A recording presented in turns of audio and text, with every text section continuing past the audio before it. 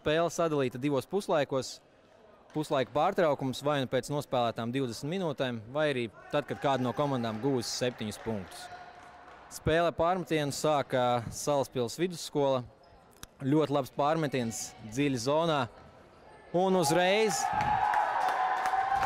viens no perspektīvākajiem spēlētājiem, Arvīds Žans Arlovskis, izceļas ar pārtvaru piespēli pretinieku aizsardzības zonā, tādējādi uzreiz gūstot 1. punktu. Frisbijā tiek lietots termins Kalahens, un šādas epizodes, teiksim, nav pārāk biežas. It sevišķi, jo augstāks līmenis, jo daudz grūtāk šādu lietu ir izpildīt.